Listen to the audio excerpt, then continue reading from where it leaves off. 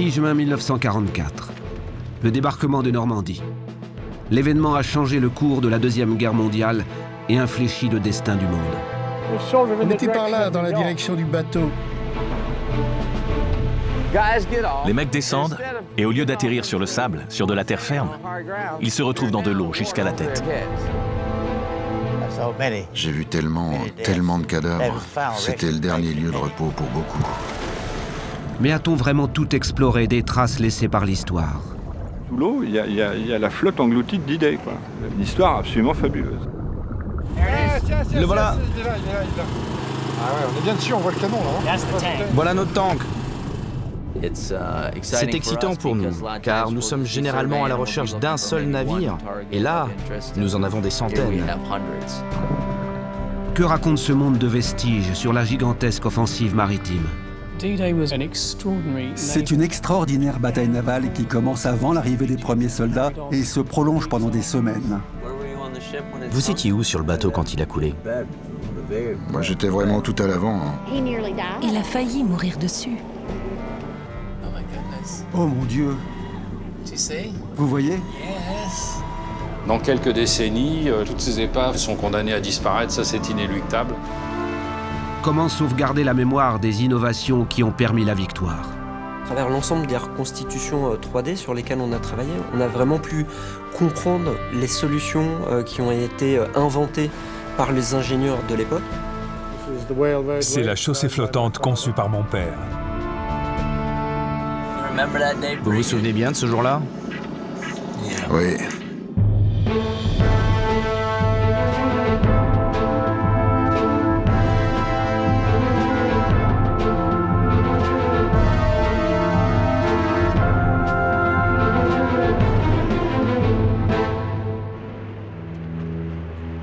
Après 4 années de guerre, les armées allemandes occupent la plus grande partie du territoire européen. Le front principal est à l'est, où les armées soviétiques parviennent à repousser les forces du Troisième Reich. Mais pour vaincre l'Allemagne nazie, l'ouverture d'un second front est une nécessité. La décision est prise en août 1943. Ce sera le débarquement de Normandie 10 mois plus tard.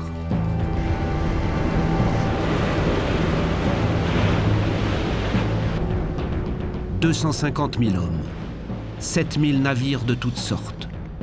Un immense assaut amphibie sans pareil dans l'histoire. Les moyens mis en œuvre en hommes et en matériel sont si importants qu'en cas d'échec, l'opération ne pourra être réitérée. Il faut gagner. C'est le seul moyen de libérer l'Europe.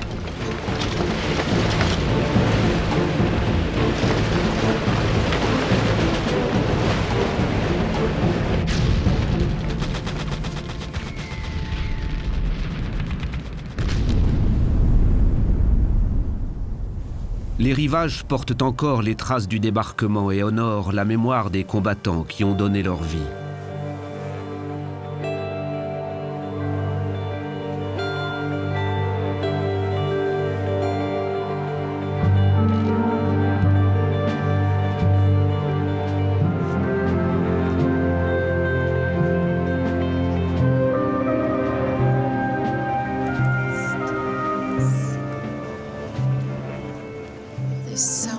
Il y en a tellement. C'est vraiment sans fin.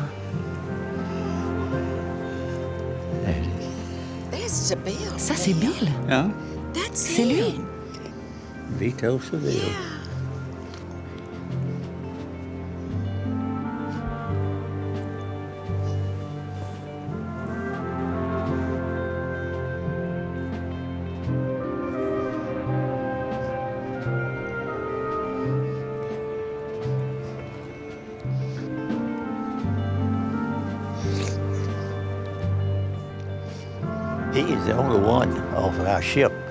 C'est le seul de notre navire qui soit enterré ici.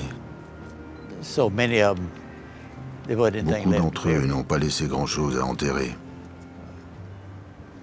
La plupart se sont noyés et ils n'ont jamais été retrouvés.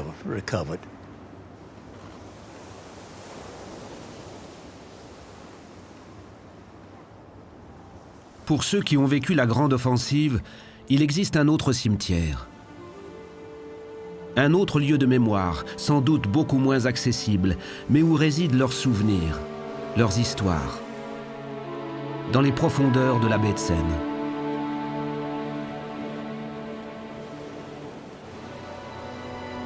Pour la première fois, une expédition internationale va se consacrer à la découverte du cimetière sous-marin qui borde, invisible, les plages du débarquement. L'opération est d'envergure et mobilise des moyens techniques exceptionnels. Pas moins de 2 navires spécialement équipés pour l'exploration subaquatique. Pendant très longtemps, les archéologues sous-marins n'ont pas éprouvé d'intérêt pour toutes ces épaves contemporaines. Et essayer de dresser la liste, rétablir la vérité à travers l'archive et le témoignage matériel qui se trouve sur le fond, je pense que c'est à minima ce que nous devons à ce type d'événement, à cette histoire du XXe siècle. Et je pense qu'il y a urgence parce qu'on sait que dans quelques décennies, toutes ces épaves sont condamnées à disparaître, ça c'est inéluctable.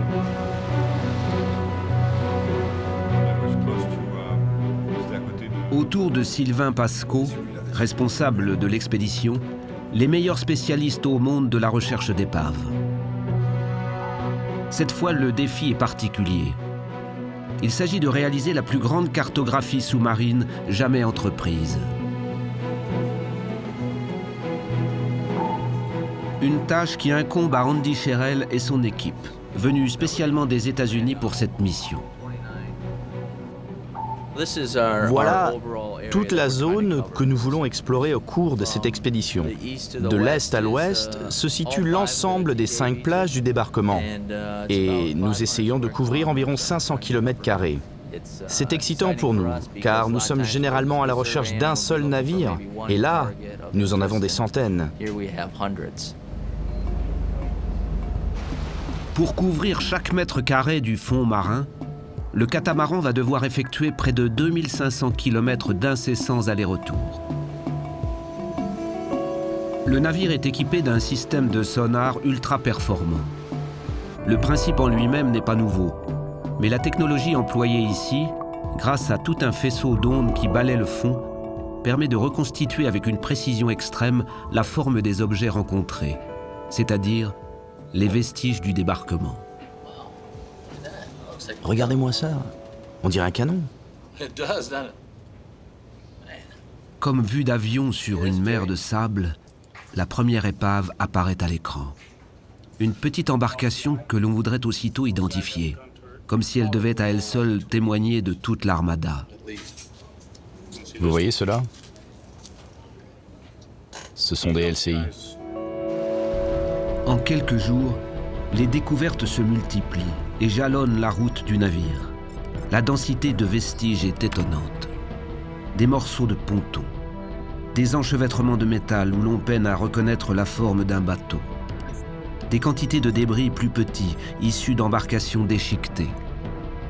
Et puis, la silhouette un peu confuse d'un engin difficile à identifier. Il faut vérifier. Pour ne pas interrompre la course du navire, la sortie se fait en bateau pneumatique. À bord, un petit robot sous-marin chargé de reconnaître l'épave. Le robot est équipé d'une caméra, mais aussi d'un sonar permettant d'obtenir une image de la cible, quelles que soient les conditions de visibilité.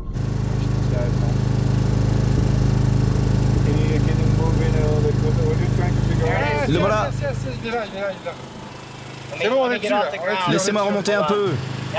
Voilà notre tank. Ah ouais, on est bien dessus, on voit le canon là. Ah là là, super. C'est une belle image. Ah, il est ouvert, ah, ouais, super. Les deux sont ouverts, le conducteur et puis le tireur. Ah, c'est super. Ce tank-là n'a jamais été exploré, c'est-à-dire qu'il n'est pas sur les cartes. On est les premiers depuis 70 ans, 69 ans à le voir.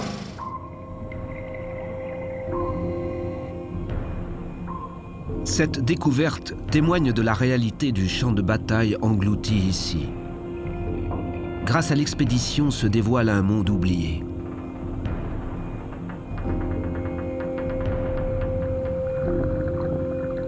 Un vaste musée réservé à quelques plongeurs passionnés. Le champ de vestiges se révèle en tout cas d'une richesse insoupçonnée. Il témoigne d'une histoire qui commence en réalité 1 an et demi avant le débarquement et se prolonge ensuite pendant plusieurs mois. L'opération Neptune, c'est-à-dire l'organisation et la mise en œuvre de la plus formidable opération maritime jamais imaginée. L'opération Neptune est sans doute l'assaut amphibie le plus complexe de l'histoire. L'échelle de l'opération est presque inconcevable. Ce sont 7000 navires, depuis des petites péniches de débarquement jusqu'aux gros bateaux de guerre, et plus de 250 000 hommes impliqués dans cette opération. Le 16 janvier 1944, le général Dwight D. Eisenhower arriva en Angleterre pour prendre le commandement suprême des forces expéditionnaires alliées. L'opération Neptune, ou comment répondre dans l'urgence et le chaos à des questions très complexes d'ingénierie, de logistique et de stratégie militaire. Comment constituer une flotte de plusieurs milliers de navires en tout genre, la dissimuler aux yeux de l'ennemi et organiser son déploiement à travers des champs de mines. Comment inventer les moyens de débarquer des dizaines de milliers d'hommes en une seule journée. Imaginer les installations qui permettront d'assurer des mois durant l'acheminement des renforts et du matériel. Et où débarquer pour que l'assaut ait le plus de chances de réussir. Cette question du lieu est la première que se sont posées les stratèges de l'opération Neptune. Mais le paysage de la baie de Seine laisse plutôt perplexe. Ici, les plages sont barrées de falaises et de dunes. La côte ne dispose d'aucun port important permettant le déchargement des gros navires. En plus, l'endroit se caractérise par des marées parmi les plus importantes du littoral. Leur va-et-vient génère des courants très puissants que le grand catamaran peine à remonter. La route du navire doit se dessiner en fonction du flux et du reflux. Hey, Captain. Yes, Andy. Nous allons continuer dans cette direction, puis faire quelques traversées d'est en ouest, à commencer par le 170 vers le sud. J'imagine que lors de l'invasion, il a dû être très compliqué de tenir compte de ces marées qui affectent chaque navire et donc le fonctionnement de toute l'opération. Mais alors pourquoi choisir de débarquer ici? En réalité, le choix se fait en grande partie par élimination. Au sud, les côtes bretonnes, trop éloignées de l'Angleterre, forcent les navires à une longue navigation à découvert. Au nord, les côtes belges sont parcourues par des courants encore plus violents que ceux de la baie de Seine. Au centre, le Pas-de-Calais, tout proche de l'Angleterre. Mais c'est là que les Allemands attendent le débarquement et où ils ont concentré leur défense. Reste toute la côte normande. Mais où plus précisément? Stratégiquement, un port en eau profonde permettrait d'assurer ensuite l'approvisionnement des troupes. L'expérience a été tentée. 18 août 1942, 250 bâtiments de guerre britanniques foncent à l'assaut du port de Dieppe. L'opération vire à la tragédie. Les positions ennemies situées au sommet de hautes falaises se révèlent imprenables. Le soutien aérien est insuffisant alors que l'aviation allemande mitraille sans répit les troupes au sol. Les plages couvertes de galets entravent la progression des chars. La retraite en désordre laisse près de 1300 tués et 2000 prisonniers. La leçon est sanglante. Mais cet échec va être analysé en détail et servir à construire le plan de l'invasion. Ainsi, plus question d'attaquer de front un port trop bien défendu. Les cartes qui ont servi à établir la stratégie du débarquement existent toujours. L'une d'elles révèle clairement les raisons qui ont guidé les Alliés dans le choix des plages. La carte que nous avons ici montre les emplacements et la portée de toutes les batteries de canons allemands dans la région de la Normandie. Ici, autour du Havre, il y a une énorme concentration de canons, et de même ici, autour de Cherbourg. Vous avez un grand nombre d'armes de gros calibre, avec des portées importantes. On peut très clairement voir, entre les deux, un espace que les canons et les armes à feu ne peuvent atteindre. Ceci laissait un passage idéal pour le débarquement des troupes sur les plages. C'est décidé. L'assaut se fera là. 5 plages désignées par leur nom de code. Utah, Omaha, Gold, Juno et Sword. Mais le désastre de Dieppe l'a prouvé. L'assaut ne peut réussir sans une connaissance parfaite de la géographie des rivages et surtout des défenses allemandes, c'est-à-dire le mur de l'Atlantique. Une série de fortifications censées, selon la propagande, faire de l'Europe occupée une forteresse inexpugnable. Le général Rommel, en charge de la protection du secteur, a ordonné leur renforcement. Les Alliés doivent donc organiser l'espionnage de 80 km de côtes occupées sans éveiller les soupçons de l'ennemi.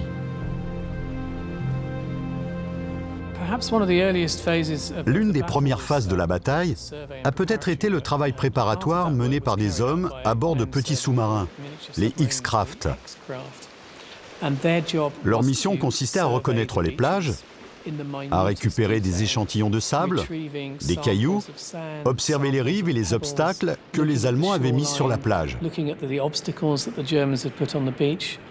Ceci a permis de déterminer quel type de bateau pouvait accoster à quel endroit, de savoir où débarquer les chars, ou lancer une vague d'infanterie.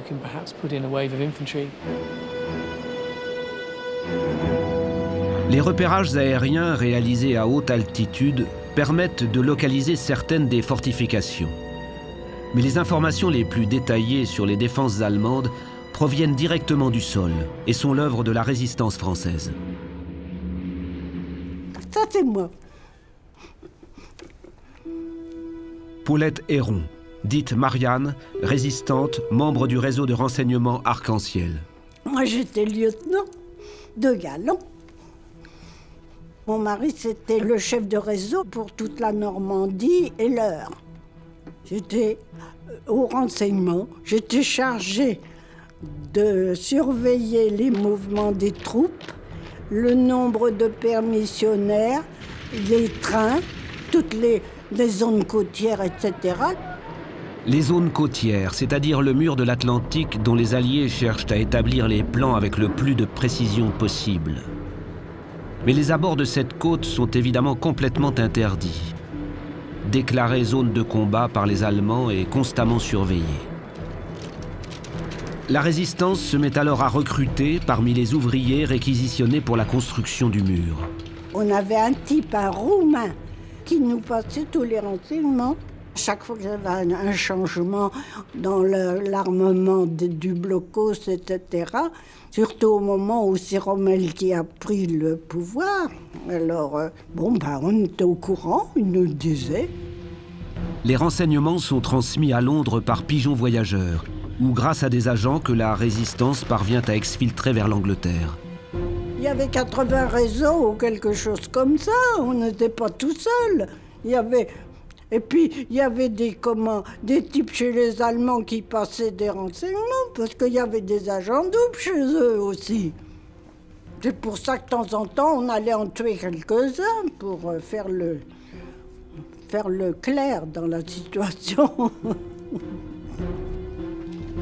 Malgré de nombreuses arrestations, l'organisation demeure opérationnelle jusqu'à la fin du mois de mai.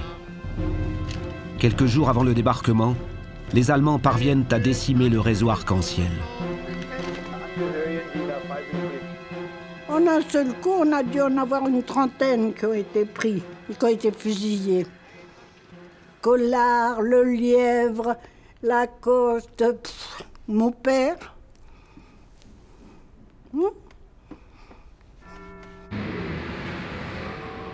Grâce à ce travail de renseignement, les services de cartographie anglais sont en mesure d'établir des plans très précis des fortifications et du terrain où doit se dérouler l'assaut. Des documents top secrets destinés à être distribués aux soldats juste avant le débarquement.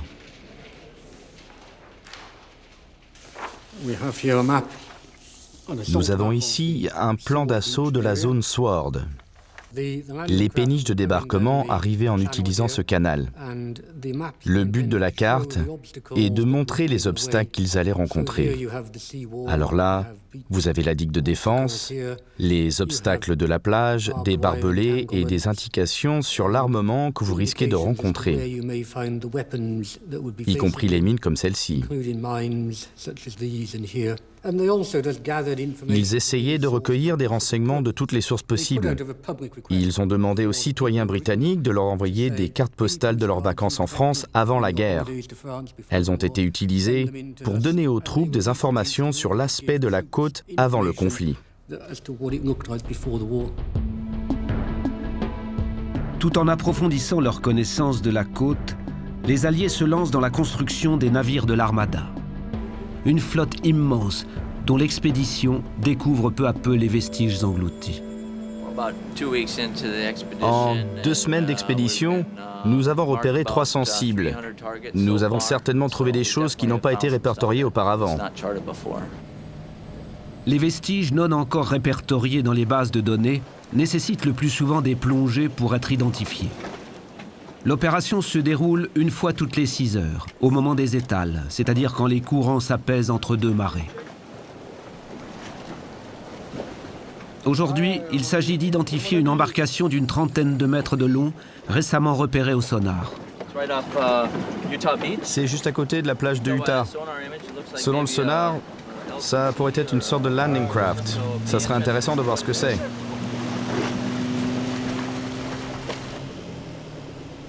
Jacques Lelay est un spécialiste de la plongée sur les épaves de la Manche. C'est lui qui guide les explorations sous-marines.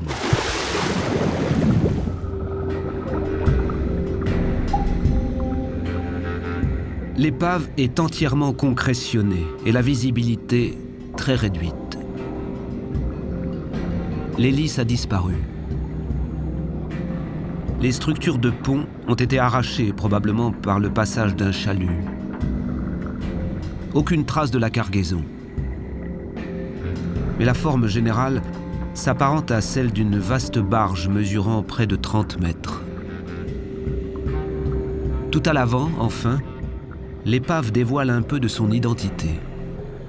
17 mètres de profondeur, visibilité quasi nulle, quoi. On était un petit peu... C'est le plancton qui se développe en ce moment, et la visibilité était médiocre. Après, on est arrivé dessus et on a très vite déterminé que c'était bien un LCT, quoi. La porte, elle était vraiment bien en place et il n'y avait pas de possibilité que ce soit autre chose qu'un LCT, quoi. Un LCT, ou Landing Craft Tank, c'est-à-dire une péniche de débarquement reconnaissable à son nez coupé en biseau et sa rampe mobile insérée entre 2 bras. L'embarcation est conçue pour transporter 4 ou 5 chars à la fois et les débarquer directement sur la plage. Le jour J, les LCT interviennent immédiatement après l'assaut de l'infanterie pour apporter aux soldats le soutien des tanks. Celui-ci, après avoir livré son chargement, a sauté sur une mine. Les Landing Craft font partie d'un dispositif comptant des milliers d'embarcations aux missions diverses. Une armada comme jamais le monde n'en a connu. À partir de 1943, l'Angleterre, les États-Unis et le Canada se livrent à un effort de production gigantesque afin de constituer la flotte du débarquement. Les besoins sont considérables. On évalue à 3600 le nombre de navires uniquement destinés à mener les hommes et le matériel jusqu'aux plages. Le débarquement est un triomphe de la technologie et de l'ingénierie. Le meilleur exemple est la gamme incroyable de Landing Craft. Quand on pense à un Landing Craft, on imagine une boîte à chaussures avec une rampe. Mais il y avait en fait 30, 40, 50 types de boîtes à chaussures visant à amener l'infanterie à terre ou à débarquer les chars d'assaut. Chacun d'eux avait une tâche spécifique.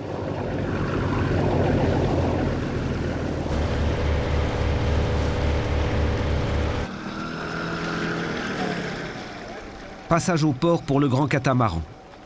L'équipe du Survey prend livraison d'un nouveau sonar qu'il faut installer à la place de l'ancien. L'appareil est doté d'une technologie ultra sophistiquée permettant de visualiser les images en 3 dimensions.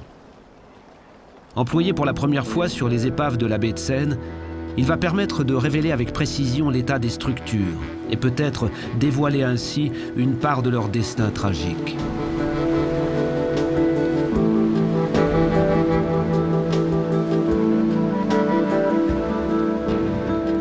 Au large de Juno Beach, le sonar révèle la présence d'une nouvelle épave. Selon les anciennes bases de données, ici doit reposer le Dragon, un navire de combat de la marine polonaise, mesurant 136 mètres de long. Mais les volumes qui apparaissent à l'écran s'apparentent aux structures d'un navire beaucoup plus petit.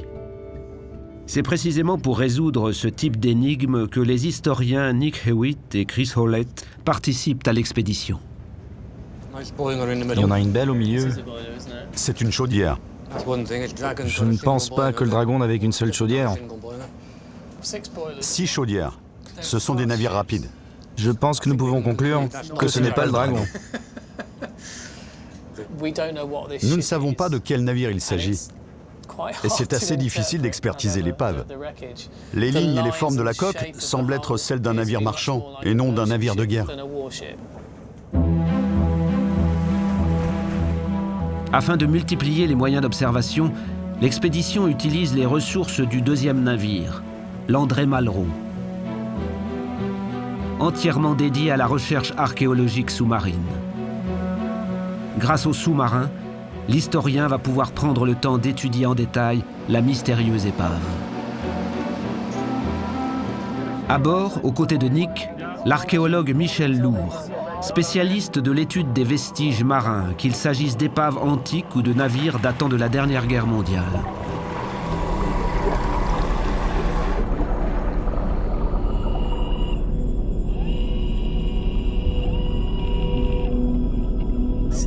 C'est fantastique. Mes enfants ne me croiront jamais. On est loin de l'épave ? 20 mètres environ. Voilà quelque chose. C'est parti. Voilà les poissons. Là où il y a des poissons, il y a des épaves. Et regardez, il y a une cartouchière. Il y en a 3. Oh, regardez la coque. On voit bien la structure.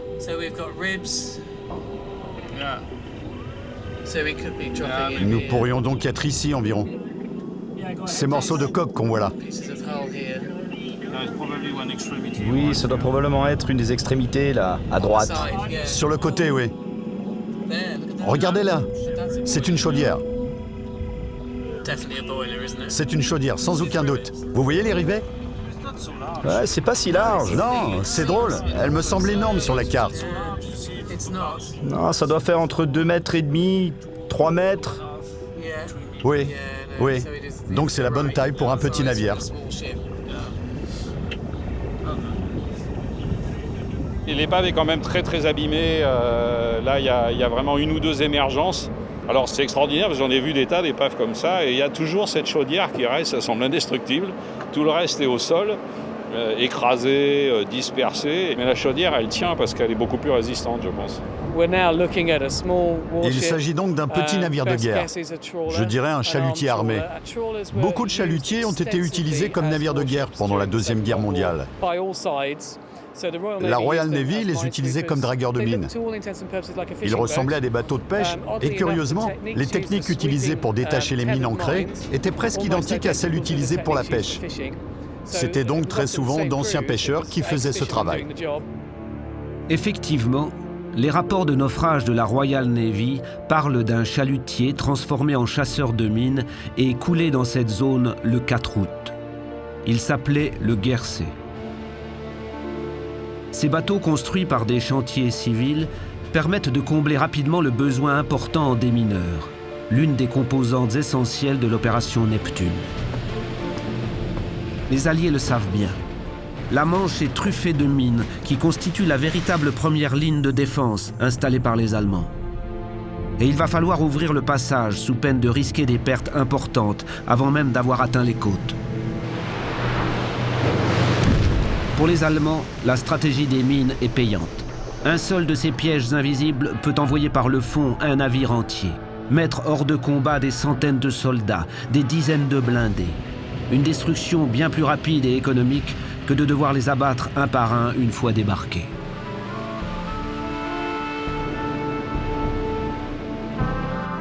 Pas moins de 350 navires démineurs vont opérer le 5 et le 6 juin jusqu'au matin. Ils forment la véritable avant-garde de toute l'armada. Parmi eux, le Chickadee de l'US Navy, sur lequel officie Robert Aga. Il a 18 ans en 1944.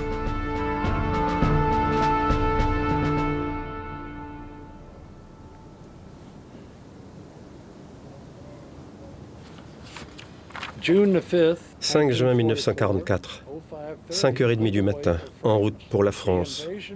L'invasion aura lieu tôt le matin, mais avant nous devons nettoyer un passage entre les mines.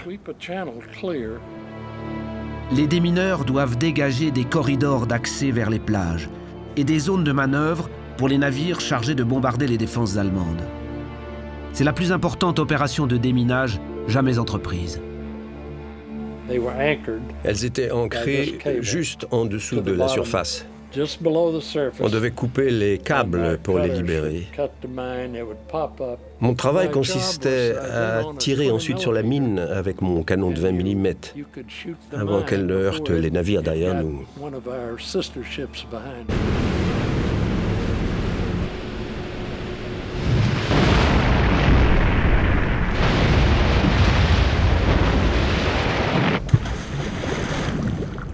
Les fonds de la baie de Seine témoignent tragiquement de la présence continuelle des démineurs sur le champ de bataille.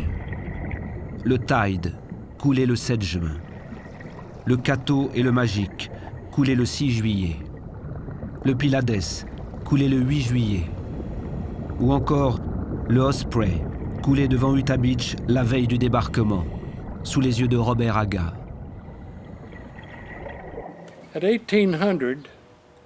À 18h, l'USS Osprey a été touché par une mine et nous sommes allés porter secours aux blessés. La plupart d'entre eux étaient grièvement brûlés. Ça, c'est quelque chose que je n'oublierai jamais. Beaucoup des soldats et des officiers étaient dans l'eau, grièvement brûlés. Nous sommes tous allés à bâbord pour les aider à sortir de l'eau comme on le pouvait. On leur envoyait des échelles en corde, mais cela ne suffisait pas. Lorsqu'on les tirait, la peau des bras se détachait, tellement elle était brûlée. J'en ai encore un souvenir terrible.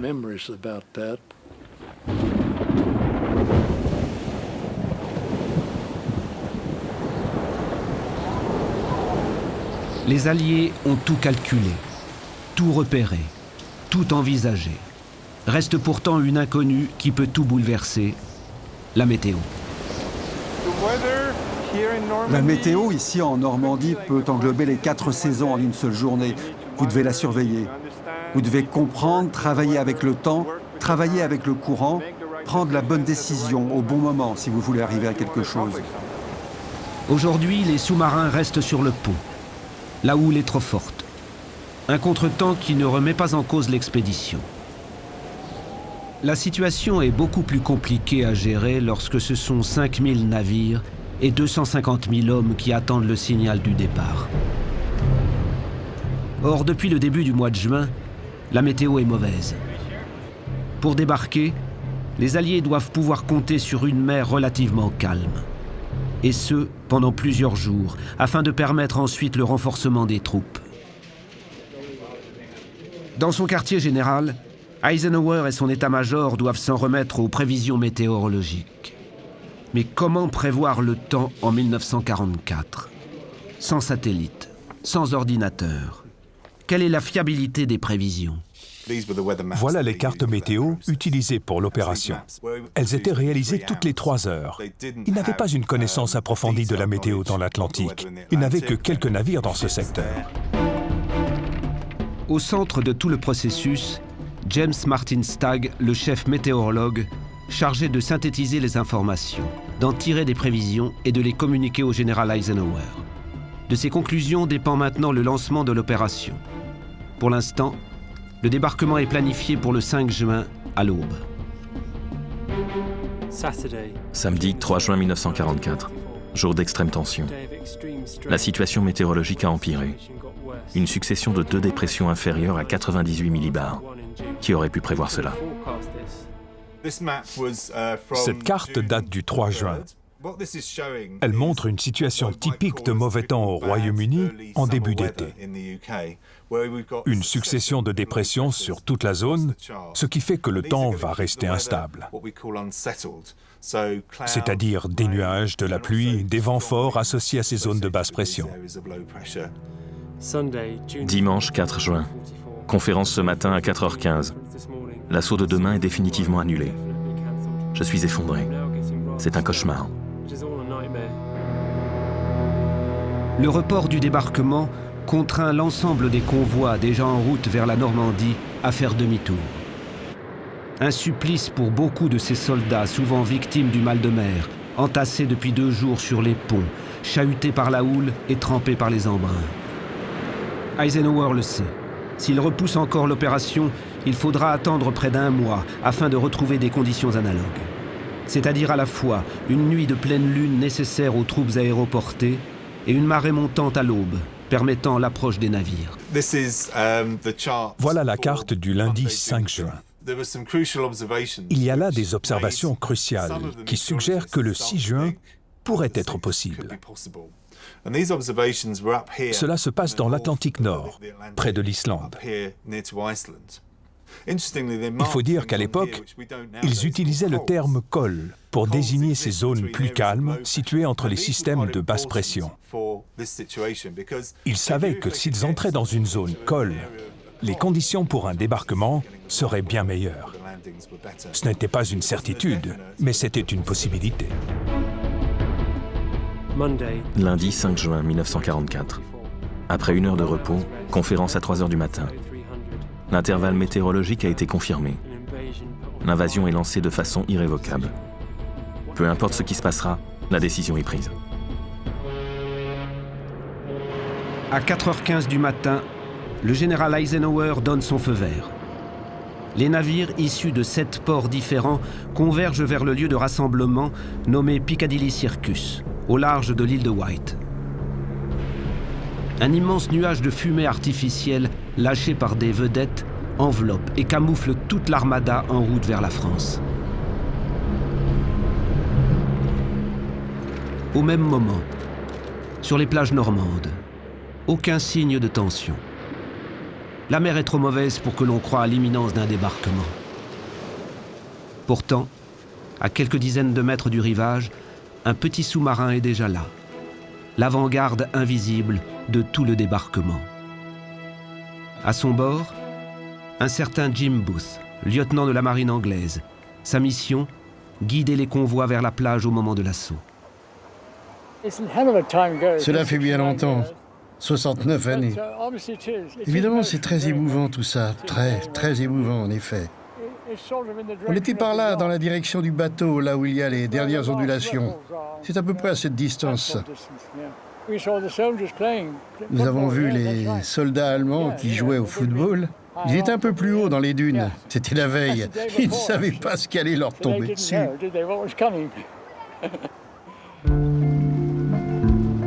L'expérience de Jim Booth témoigne d'un aspect méconnu de l'opération Neptune qui intrigue les historiens de l'expédition.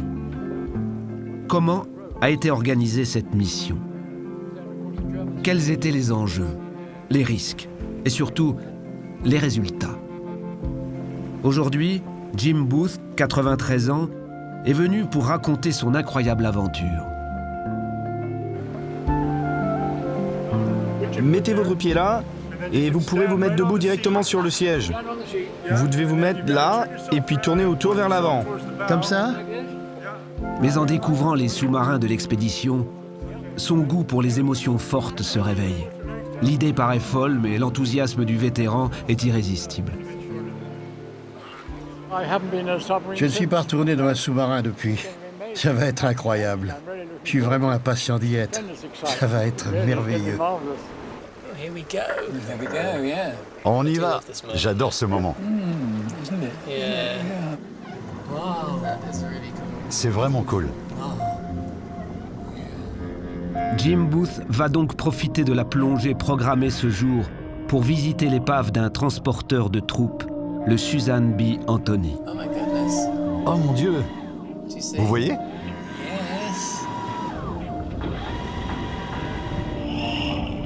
Oh là là, il y a des canons juste en dessous de nous.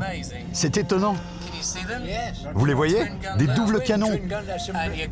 On doit être tout près de la proue. C'est juste incroyable. Sublime, vraiment sublime. Regardez, il y a un poisson dans le canon. Regardez ça. Il doit se demander ce qui se passe. C'était un transport de troupes. Ils ont tous pu débarquer. Personne n'est mort. Américain? Oui, des troupes américaines. C'est un paquebot converti. Il est venu dans la nuit du 7 juin et ils ont percuté une mine. Et vous alors? Quand est-ce que vous êtes parti? Le 2 juin, dans un X-Craft 23. Nous avons navigué en secret depuis l'île de White. Vous étiez 5 à l'intérieur? Oui, on était 5 en effet. La mission de Jim Booth est essentielle. Il s'agit de permettre aux navires de repérer précisément la zone de débarquement. Le risque de se tromper de plage est réel pour des bateaux dépourvus de GPS, naviguant aux premières lueurs de l'aube dans une mer agitée et sous le feu des batteries allemandes. Pour cela, le sous-marin doit se positionner à l'extrémité est de la dernière plage, juste avant l'embouchure de l'Orne. Au-delà, la côte est dangereuse pour les navires, mais surtout, les soldats qui seraient débarqués ici ne pourraient plus rejoindre le gros des troupes et seraient perdus pour l'opération elle-même. Après 1 jour et demi de voyage entre les champs de mines, le sous-marin fait surface à proximité des côtes françaises.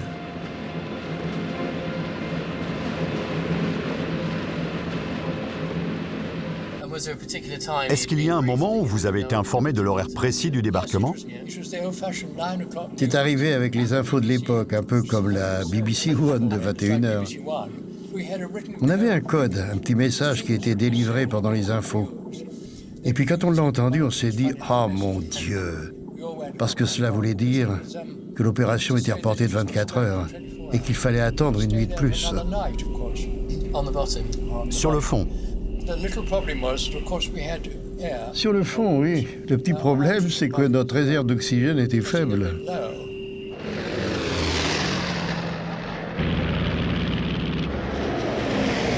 Pendant que Jim patiente au fond de l'eau, à l'aube du 6 juin, plus de 600 bombardiers décollent d'Angleterre. Objectif, les stations radars, les batteries d'artillerie et autres points fortifiés de la côte. Avant cela, dans la nuit, des unités de parachutistes sont larguées plus à l'intérieur des terres afin de s'emparer de certains axes de communication.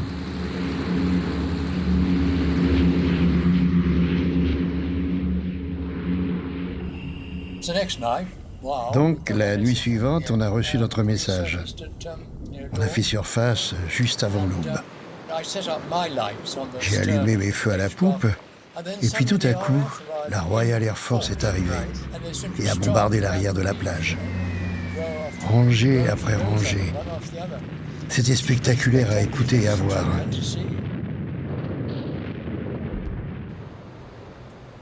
Et puis, ça a été le silence. Puis soudainement, nous avons vu arriver cette armada incroyable. C'était vraiment fantastique.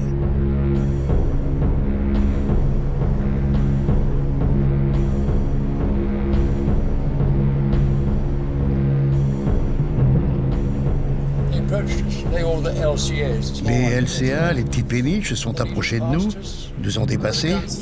Ils avaient commencé à bombarder. Ils avaient commencé les gros bombardements, oui. Ils tiraient des roquettes, je crois. Et c'était comment exactement? C'était spectaculaire. Ils tiraient au-dessus de vos têtes. Exactement.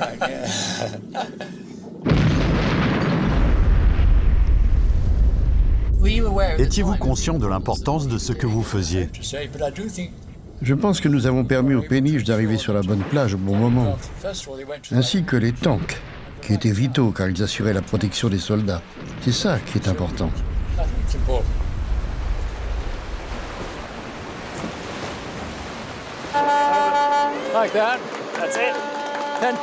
Fantastique, absolument fantastique.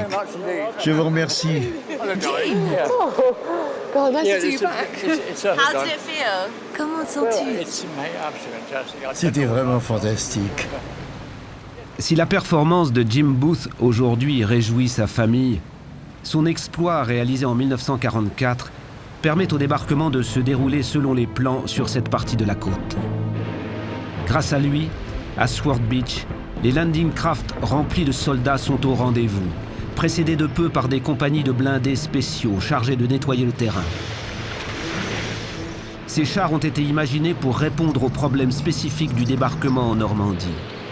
C'est-à-dire avant tout, détruire les obstacles disposés sur les plages par les Allemands. Il s'agit en particulier de déminer le terrain. Pour cela, on invente des engins équipés d'un rouleau de chaîne martelant le sol en avant du blindé. Ce sont les Flaise Tanks. Ils sont les tout premiers à toucher la plage, avant l'infanterie. Au début, nous ne savions pas que nous allions être la première vague, mais nous l'avons deviné. Parce que qui allait passer devant nous? Ian Hammerton, lieutenant de l'armée britannique. Le 6 juin à l'aube, il débarque à la tête d'une compagnie de 10 tanks spéciaux répartis sur 2 navires.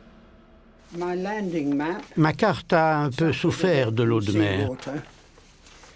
Elle m'a donné une idée de ce qui m'attendait. Les objets en bleu sont les obstacles anti-débarquement.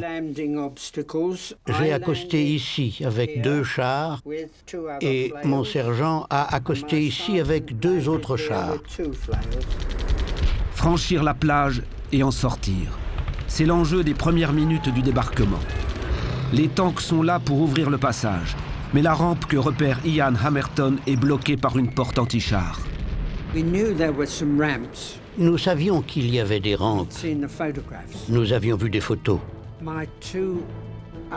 Mes 2 autres chars se sont mis de chaque côté pour me couvrir pendant que j'avançais vers la rampe.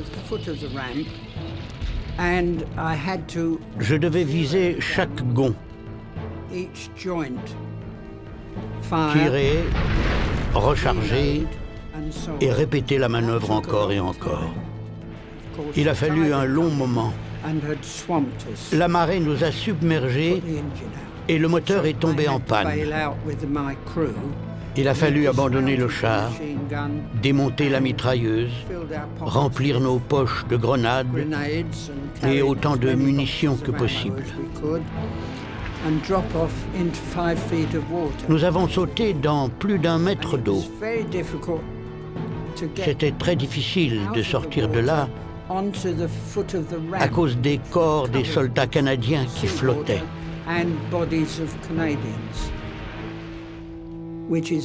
Comme vous pouvez certainement l'imaginer, c'était une chose très pénible.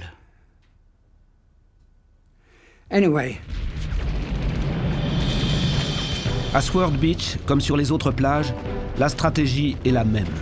Une fois le terrain préparé par les blindés, il s'agit d'ensevelir l'ennemi sous des vagues incessantes d'assaillants. Le rôle des petites barges de débarquement, les LCVP, se révèle alors primordial.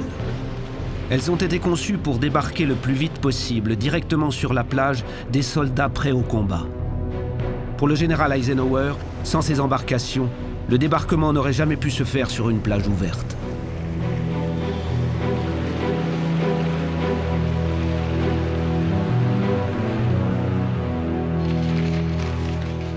Conçu par un certain Andrew Higgins, le LCVP est inspiré des barges à fond plat qui naviguaient dans les marécages de Louisiane.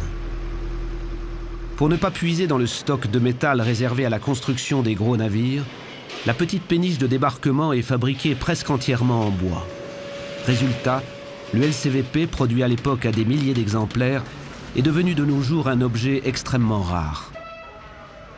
L'embarcation emblématique du débarquement risque aujourd'hui de disparaître, et avec lui, ses secrets de fabrication.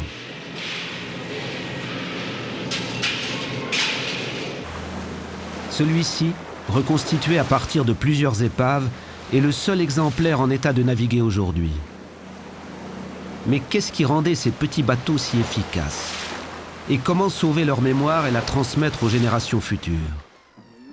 C'est pour résoudre ces questions que Nicolas Serikoff et son équipe s'intéressent de près à l'embarcation.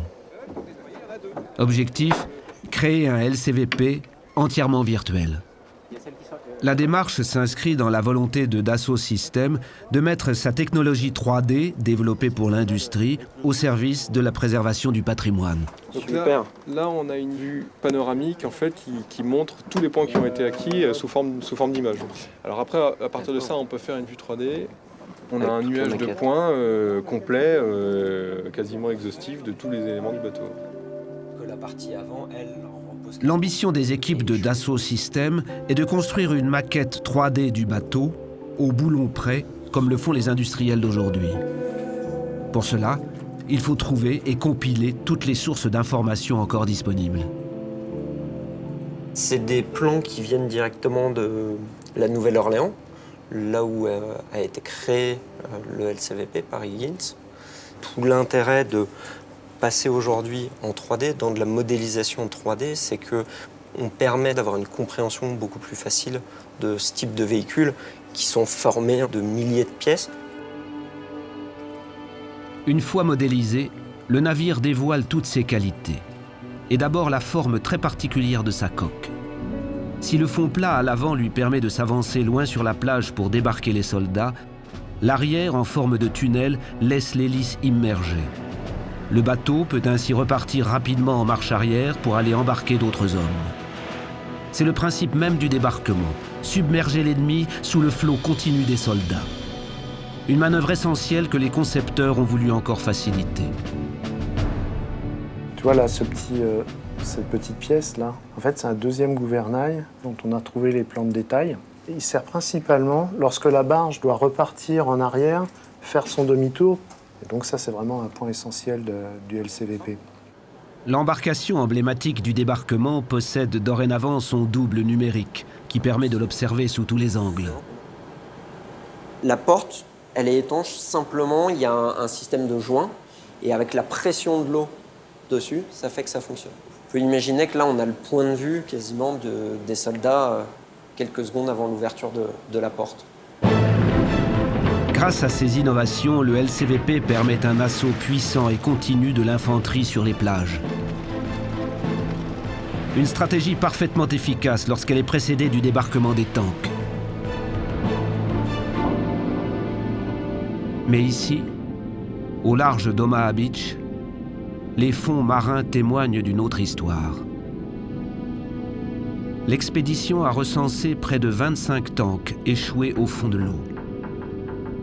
Comment expliquer cette étrange procession? Que s'est-il passé ici?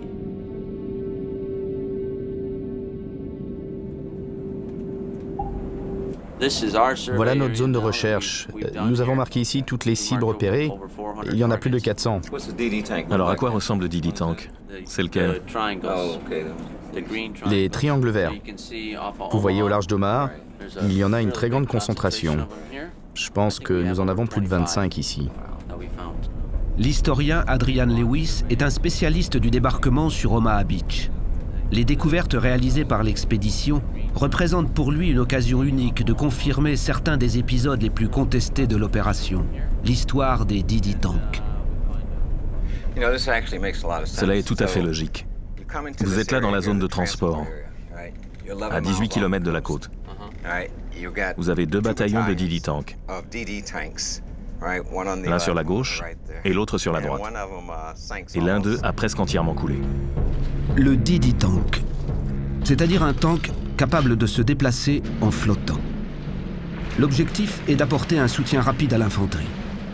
On imagine alors ce système de jupe imperméable entourant un char muni d'hélices. Mais les essais se déroulent en eau plutôt calme et sur de petites distances. Lors du débarquement à Omaha Beach, les choses sont différentes. La mer est mauvaise. Les défenses allemandes épargnées par les bombardements sont très actives et incitent les navires à larguer les tanks loin de la plage.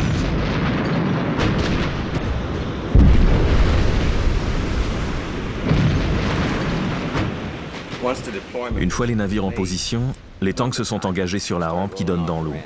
Et le premier a coulé immédiatement. Puis le suivant est entré dans l'eau et a coulé. Imaginez que vous êtes le 3e gars. À quoi pouvez-vous bien penser? Chacun des chars est entré dans l'eau, et sur les 32 chars, 28 sont allés au fond. Les blindés trouvés ici portent encore les armatures de la jupe qui les entourait. Ce sont bien ceux qui ont coulé le 6 juin à l'aube. La plupart des équipages ont pu s'extraire à temps et ont été repêchés. Mais la perte de ces tanks contribue à faire du débarquement sur Omaha une véritable tragédie pour l'infanterie américaine. Un long et sanglant chaos.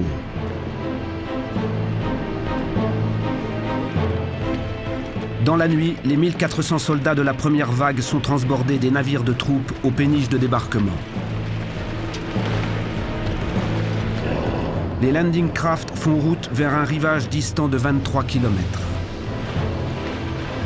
Là-bas, les bombardements incessants de la nuit ont créé un épais nuage de fumée qui masque la côte. Cependant, malgré le déluge de bombes, aucun des principaux points de défense ennemis n'a été touché.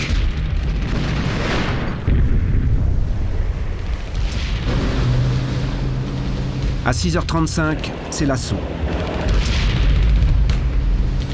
Les soldats doivent parcourir 500 mètres à découvert, avant les premières dunes. Vous avez toute cette distance à couvrir, avec tous les coups de feu et les obstacles.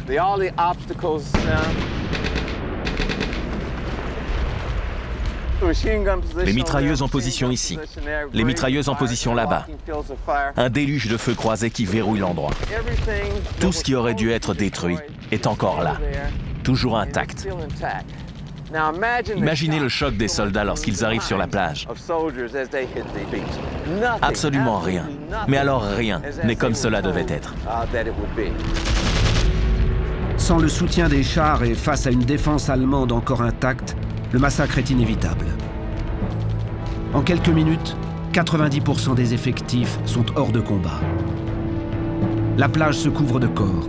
Le rivage est encombré de landing craft échoués, pris pour cible par les artilleurs allemands. Les landing craft avaient des difficultés à accoster. Certains d'entre eux remontaient le long de la plage pour trouver un endroit où se garer, baisser la rampe et repartir aussitôt. Imaginez un landing craft qui s'échoue sur une bande de sable. Et là, au lieu de sortir sur la plage, les soldats se retrouvent avec de l'eau au-dessus de la tête. Et tout ça avec 25 ou 30 kilos de matos. Ils ont des sacs à dos, des fusils à la main et des munitions. Les gars se sont noyés. Les vagues d'assaut se succèdent et piétinent sans parvenir à s'extraire de cet enfer. On compte déjà près de 1000 morts.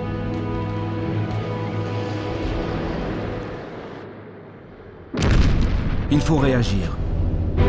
2 destroyers américains se risquent alors au plus près de la plage et canonnent à bout portant les points de défense.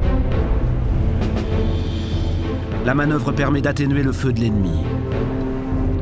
5 heures après le début du débarquement, les choses commencent à évoluer. Les percées se multiplient. Les soldats prennent à revers les positions allemandes.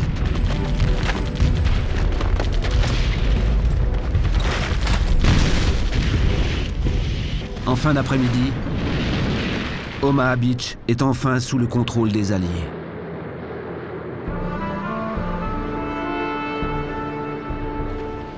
Au soir du 6 juin, 150 000 hommes ont pris pied sur le sol français.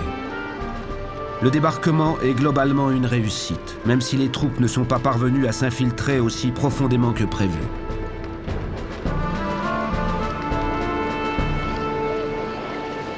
Certaines plages ont été particulièrement meurtrières. Juneau, où les Canadiens perdent plus d'1 millier d'hommes. Omaha, bien sûr, qui coûte 1800 vies aux troupes américaines.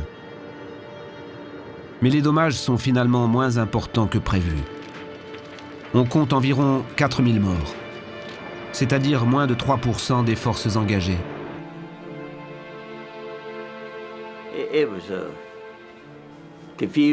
Il y avait de la confusion, de la haine, je suppose.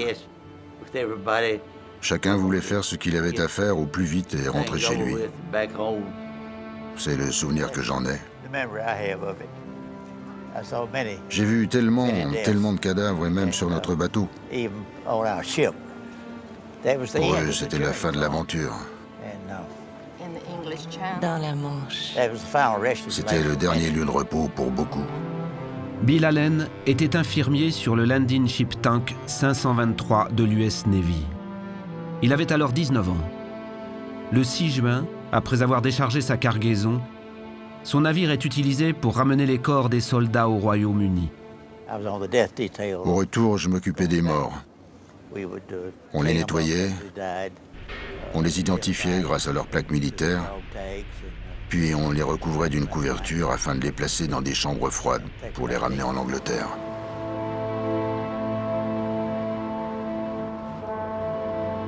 Sitôt en Angleterre, le navire de Bill repart pour la Normandie, chargé de troupes et de matériel. Il faut au plus vite renforcer la tête de pont établie sur les plages. Nous avons effectué 3 traversées avec succès, puis on a commencé la 4e.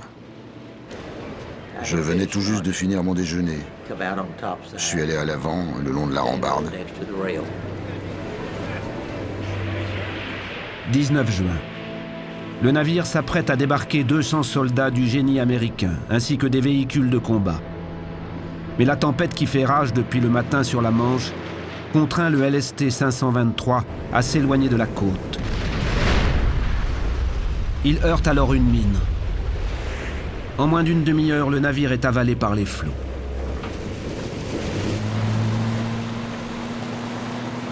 Le vétéran n'a jamais voulu revenir en Normandie depuis. Mais l'opportunité offerte par l'expédition l'a décidé à refaire le voyage. Merci beaucoup. Merci. Et comment allez-vous? Très bien, merci. Heureux de vous voir. Nous arrivons au-dessus de l'épave du 523. On suit cette ligne centrale comme ça et on va passer juste dessus. Regardez. On voit la poupe et les gouvernails. Vous voyez ça? Il est à l'envers. Regardez, c'est le dessous de la coque. C'est cassé en deux. C'est vraiment incroyable. Tous les morceaux sont éparpillés là. Alors la poupe est toujours là? Ouais, elle est toujours là. Et voilà l'avant qui arrive. Ouais, dur à croire. Vous reconnaissez la forme du navire sur le sonar? Ouais, très bien. C'est bien la même forme. Regardez ce trou énorme là. Vous croyez que c'est la mine? Sans moi, ça peut être que ça. C'est un trou énorme, non? Ça l'a complètement cassé en deux. Où étiez-vous au moment où le navire a coulé? Moi, j'étais vraiment tout à l'avant. En fait, j'étais à l'intérieur d'un camion. Vous étiez à l'intérieur d'un camion sur ce bateau? J'avais fini mon déjeuner et je discutais avec quelques soldats. Puis j'ai entendu le pire bruit de ma vie. Je ne sais comment le décrire tellement c'était horrible. Puis tout a commencé à bouger et à chavirer. Soudain, des débris se sont mis à tomber et nous avons immédiatement compris que nous avions été touchés. Il fallait fuir.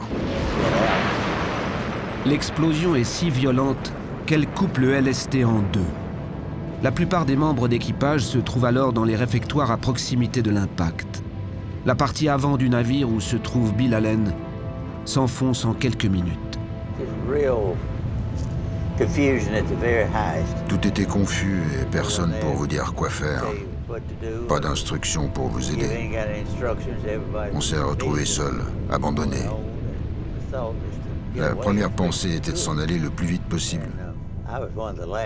J'étais un des derniers, pas le dernier, mais un des derniers à quitter le navire.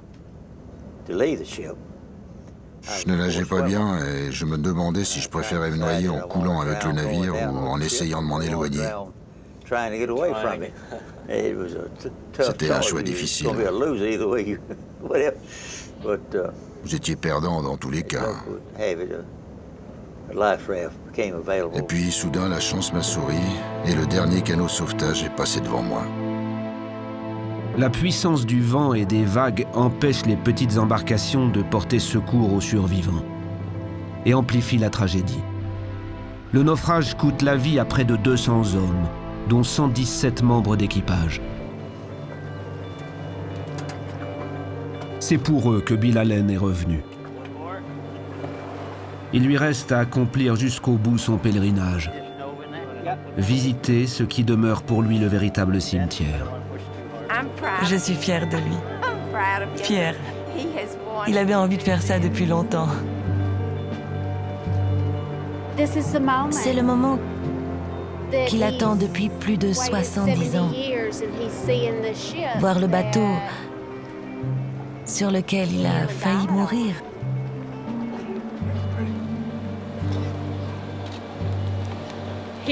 Il ne se voit pas du tout comme un héros.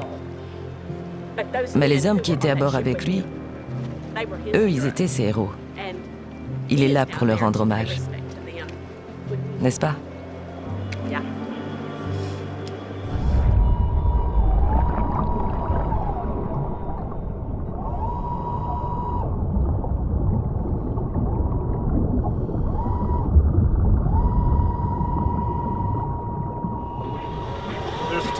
Voilà un char. Ah oui, regardez là. Il est à l'envers. C'est vraiment incroyable. Ce que révèle d'abord la plongée, c'est la cargaison. Une impressionnante collection de véhicules de guerre. Restes de jeeps, de remorques, autochenilles et tanks Sherman qui équipaient l'armée américaine. Le navire de Bill transportait une vingtaine de ces blindés. Vous vous souvenez bien de ce jour-là? Oui. Je pense pas que je pourrais vivre assez longtemps pour l'oublier. Vous pensez qu'on pourra voir la proue du 523? J'espère bien.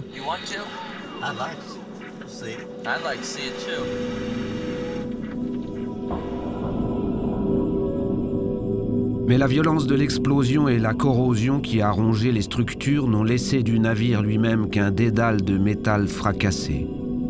Une empreinte fantomatique que Bill peine à reconnaître. Plus de traces du pont avant sur lequel il se trouvait, ni du numéro peint sur la coque.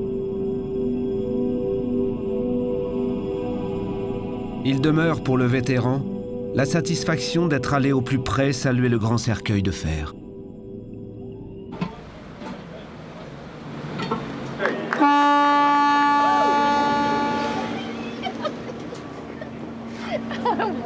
Comment ça va? Ah, tu as froid? Ça t'a plu? C'était vraiment serré là-dedans, mais quelle expérience. C'est super, chérie. Je suis si fière de toi. Ce sont ceux qui y sont restés, les héros. Moi, j'ai eu la chance de revenir. Je suis pas un héros. Vous êtes un héros.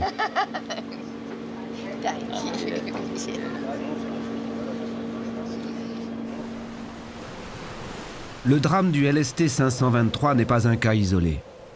Les Allemands ont pris conscience de l'envergure de l'offensive en cours et tentent de réagir. Presque chaque nuit, la Luftwaffe effectue des largages de mines sur la zone du débarquement. Ces engins explosifs, d'un type nouveau, réagissent non plus au contact, mais au changement de pression de l'eau, au bruit d'un moteur ou au champ électrique généré par l'acier d'un bâton. Il s'agit d'entraver au maximum l'acheminement des renforts sur les plages. La plupart des épaves que l'on trouve ici n'ont pas sombré le jour du débarquement, mais durant les semaines et les mois qui ont suivi. C'était encore un endroit dangereux ici dans la baie de Seine. Les Allemands étaient toujours au Havre, toujours à Cherbourg. C'était vraiment une zone de guerre. Pour les Alliés, le renforcement de la tête de pont est maintenant la priorité absolue. Il faut dans l'urgence amener de nouvelles troupes et des milliers de tonnes de matériel. Rien n'est joué. Une contre-attaque allemande pourrait encore faire échouer toute l'opération. Les stratèges savaient qu'en gardant l'emplacement secret et en envoyant assez d'hommes, ils pourraient débarquer. C'était de les garder sur place qui serait difficile. En fait, pendant les mois qui ont suivi, tout le matériel utilisé en France est passé par les plages de Normandie. Le besoin en troupes et en équipement est immense. Dès la planification de l'opération Neptune, on calcule qu'il faudra acheminer chaque jour 12 000 tonnes de matériel et 2500 véhicules de toutes sortes. L'équivalent pour l'époque du débit d'un grand port de commerce.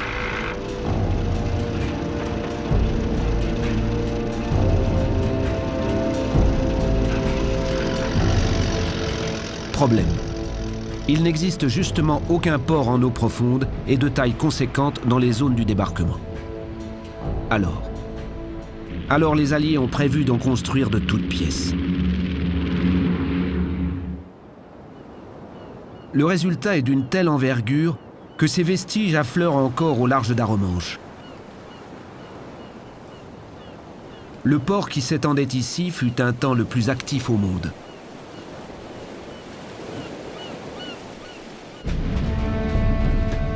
Ce sont en réalité deux ports artificiels qui sont construits sur la côte normande.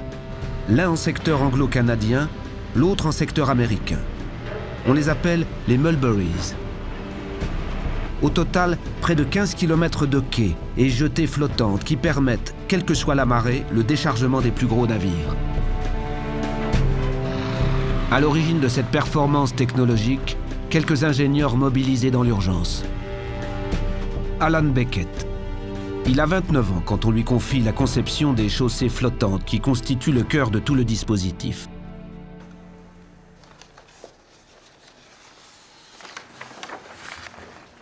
Mon père, à l'époque, travaillait pour le département des ponts au ministère de la Guerre.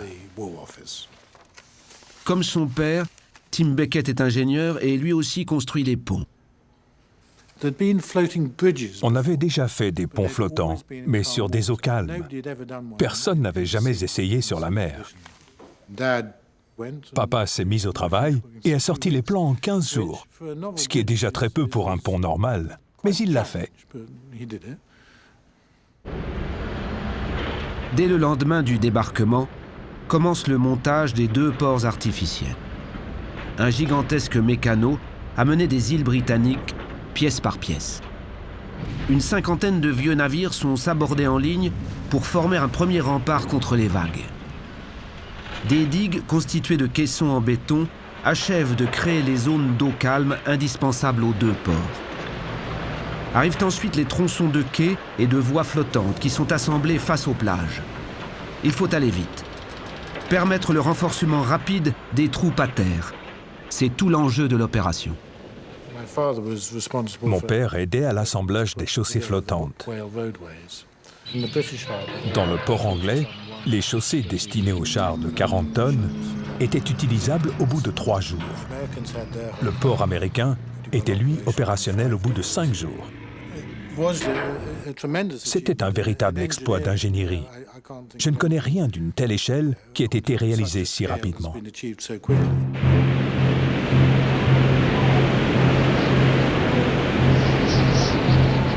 Mais à nouveau, la stratégie des Alliés se heurte aux éléments. Une violente tempête se déchaîne le 19 juin.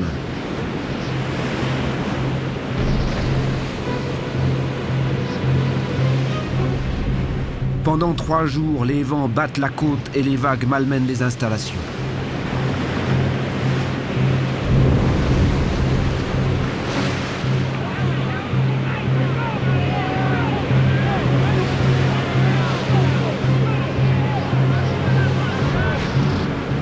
Les dommages sont considérables. Jetées détruites, caissons à la dérive, plus de 800 navires coulés ou endommagés, c'est-à-dire davantage que les dégâts infligés par les Allemands depuis le début de l'offensive.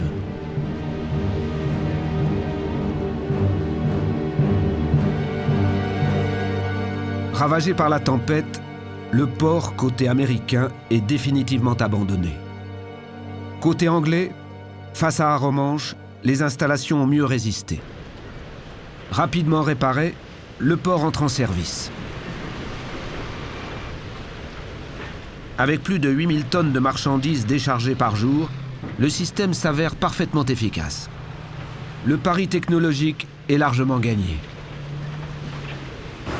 Difficile aujourd'hui de réaliser l'ampleur de cette performance et la somme des innovations mises en œuvre, à moins de reconstituer l'ensemble des installations. Un nouveau défi, relevé par les équipes de Dassault Systèmes qui entendent préserver et donner à voir ce patrimoine industriel disparu en ressuscitant le port d'Arromanches. La modélisation 3D des structures nécessite de retrouver les dessins originaux des milliers de pièces utilisées et de leur assemblage. Les plans sont conservés à Londres dans de grands rouleaux de carton qui n'ont pas été ouverts depuis la fin de la guerre. Des centaines de dessins stockés en vrac, sans aucun classement. Un véritable puzzle qu'il faut trier, assembler et interpréter avec l'aide de Tim Beckett. À nouveau se révèle la fragilité de ce passé pourtant pas si lointain.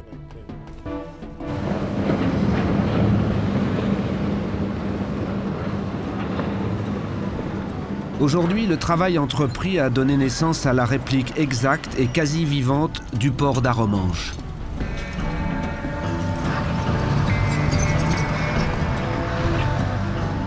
Un réalisme qui intègre même le trafic des navires et les parcours des véhicules afin de donner à voir précisément le fonctionnement du port artificiel dans son décor d'époque.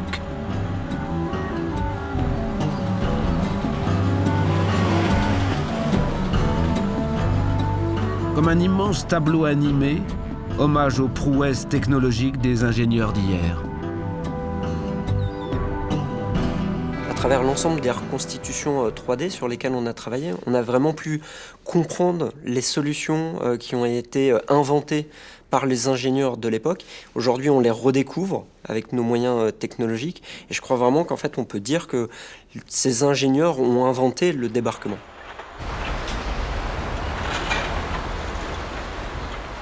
Une réalité virtuelle au sein de laquelle va s'immerger Tim Beckett pour un voyage dans le temps sur les traces de son père.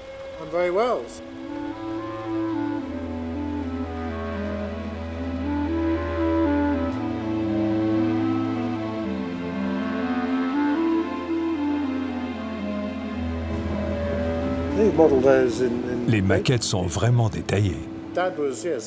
Mon père devait vivre à bord d'un de ces bateaux. Les cabines et les quartiers d'habitation étaient au-dessus de l'eau. Alors l'équipage restait à bord des block ships. On peut descendre un peu? Bien sûr. Oh, c'est vraiment impressionnant. C'est comme si on y était. Regardez. C'est vraiment magnifique. Peut-être qu'on peut suivre un de ces camions. Ah, la chaussée flottante. Ça, c'est la route conçue par mon père. Je n'avais jamais vu que des photos de tout ça. Et nous voilà en train de nous balader dessus. Je pense que c'est vraiment comme ça que mon père l'a vu il y a 70 ans.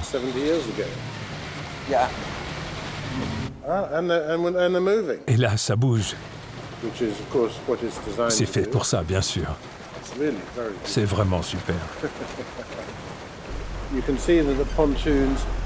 On voit que les pontons tanguent et roulent sous l'action de la mer. Et les routes suivent le mouvement. Elles peuvent se tordre jusqu'à 40 degrés d'une extrémité à l'autre. Peut-on aller voir en dessous, cette section-là?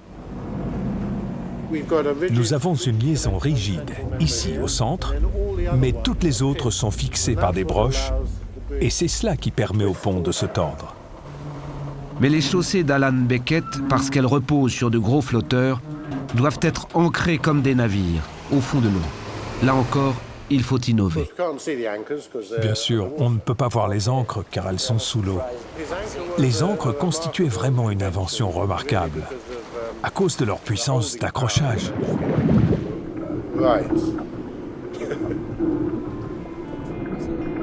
On est sous l'eau, n'est-ce pas? Et on peut voir les ancres. Ah, vous avez retiré le sable. C'est très malin. Il devait inventer une ancre avec une force suffisante de maintien, mais assez légère pour éviter d'utiliser de l'équipement de levage. Elle a été conçue afin de s'enfoncer jusqu'à trouver de la terre assez ferme pour s'accrocher.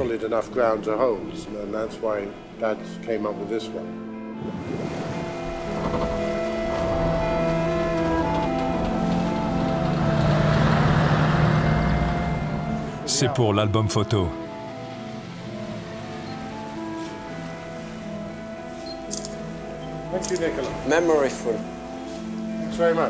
Un grand merci. Merci, Tim. Même s'il n'est pas la seule voie de débarquement, le port artificiel d'Arromanches contribue fortement à la montée en puissance des troupes à terre. En 3 mois, ce sont 2,5 millions d'hommes qui transitent par les plages. Face à ce déferlement, les Allemands sont plutôt démunis. Ils ne maîtrisent plus ni les airs, ni l'espace maritime du débarquement, maintenant défendu par des centaines de navires de guerre. Seuls les sous-marins, les U-boats, tentent encore des attaques sporadiques contre les convois alliés. C'est le cas de l'U-390 qui s'aventure dans la Manche au début du mois de juillet 1944. Sa carcasse repose maintenant par 50 mètres de fond. La voilà. Très belle image. Très belle image. C'est une longue et grande épave.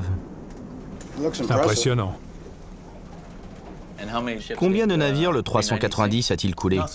Aucun, à part un petit chalutier. C'est son seul succès.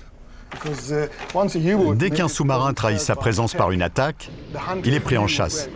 Les anciens chasseurs sont devenus les proies.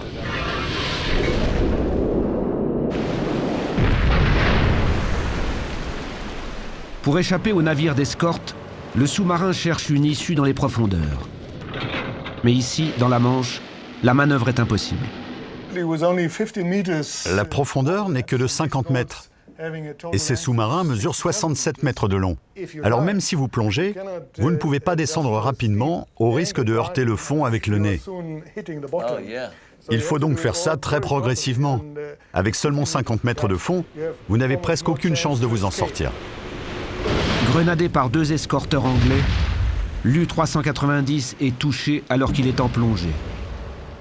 Combien de personnes y sont morts? L'équipage comptait 49 personnes. Et il n'y a eu qu'un seul survivant. Donc c'est un cercueil de fer pour 48 hommes.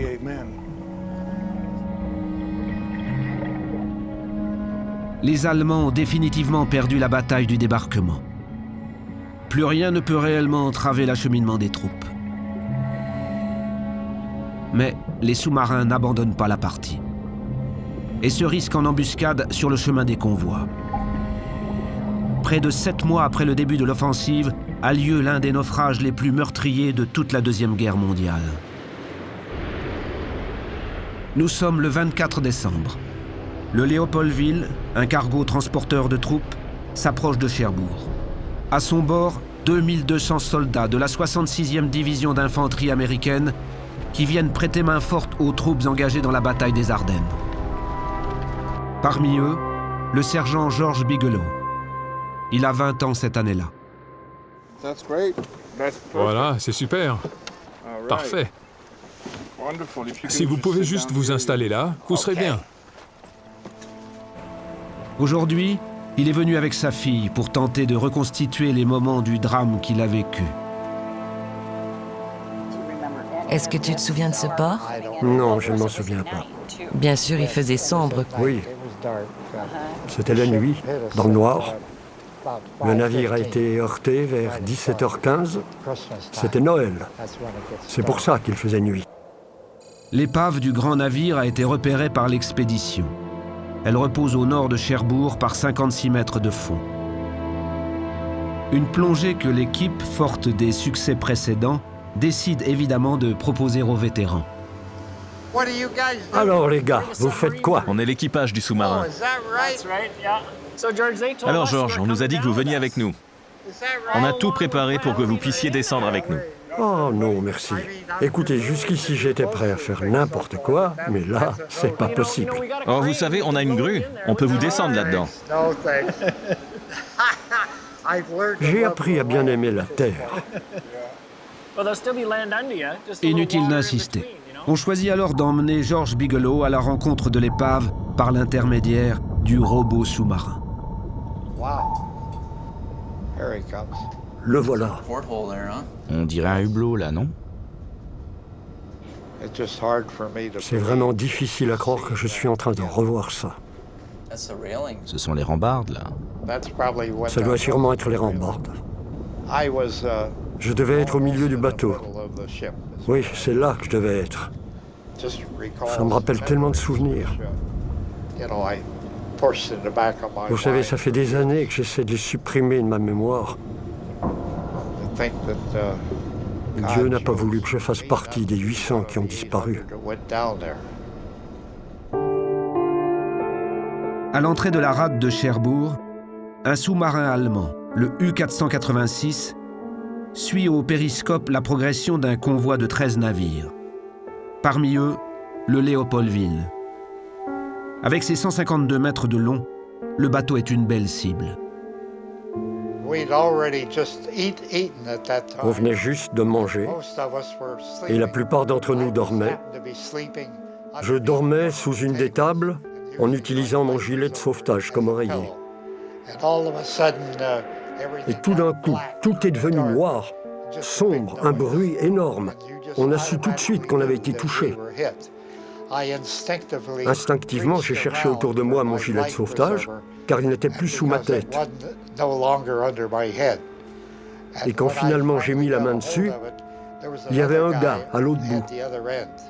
Ça m'a tourmenté pendant des années. Il a lâché la veste. C'est pas comme si on se battait pour. Je n'ai jamais su qui il était. S'il avait même un gilet de sauvetage.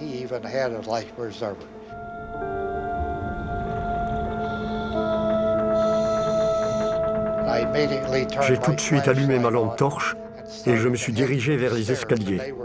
Et ils avaient disparu. À la place, il y avait un grand trou. On pouvait voir l'eau juste en dessous, à moins d'1 mètre. Et les gars faisaient la queue et attendaient leur tour pour sauter à travers ce trou. J'ai décidé de ne pas essayer. J'ai continué à marcher et les gars me suivaient, comme si je savais ce que je faisais, mais je n'en avais pas la moindre idée. Ensuite, je me souviens être sur le pont. Le navire a commencé à basculer, exactement comme dans les films. J'ai dû ramper sur les mains et les genoux jusqu'à la rambarde. Puis, j'ai attrapé la rambarde et une grosse vague, je crois que c'était une vague, m'a frappé. Elle m'a redressé et comme la vague ne se retirait pas, j'ai réalisé que j'étais sous l'eau. Je luttais pour respirer. J'essayais de reprendre mon souffle, mais chaque fois que j'ouvrais la bouche, une vague me submergeait. Puis j'ai vu un morceau de bois et des gars flottaient à côté de moi, avec la tête vers le bas. Je savais qu'ils étaient morts. D'autres gars priaient leur mère. Certains priaient Dieu. C'était horrible. J'ai pas pu en parler pendant 20 ans.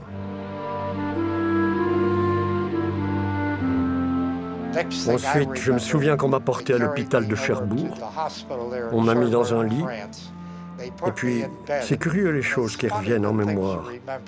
Parce qu'une jolie infirmière rousse, avec sa main, a caressé mes cheveux en arrière, juste comme ça.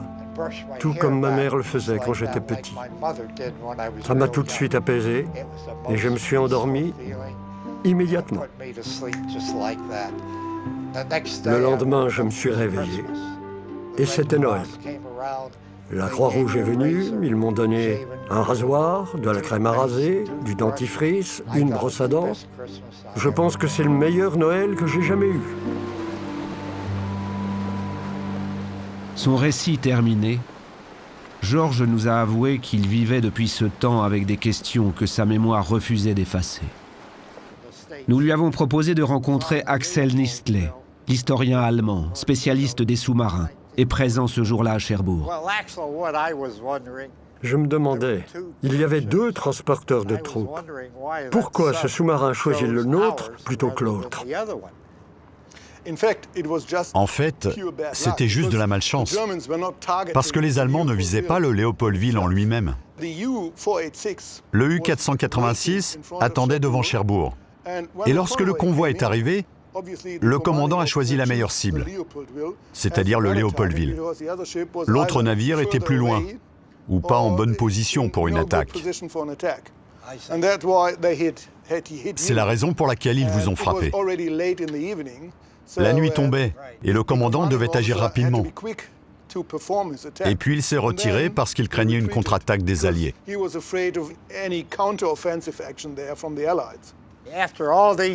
Pendant toutes ces années, je me suis toujours demandé ce qui est arrivé au sous-marin qui nous a torpillés.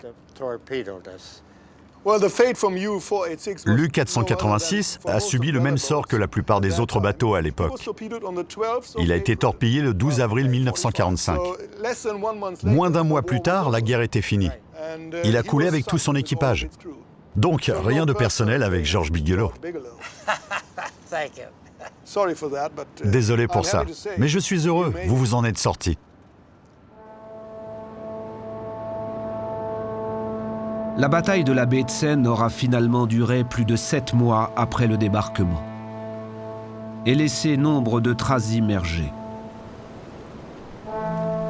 Certaines, grâce à la reconstitution numérique, ont acquis une sorte d'immortalité. Un patrimoine industriel maintenant accessible aux historiens, aux chercheurs, aux générations futures. Restent les quelques 500 vestiges que l'expédition a révélés au final. Les témoins d'un immense champ de bataille dissimulé par les eaux. Alors pour tous ceux qui n'auront jamais l'occasion de plonger à leur rencontre, nous avons imaginé une très grande marée.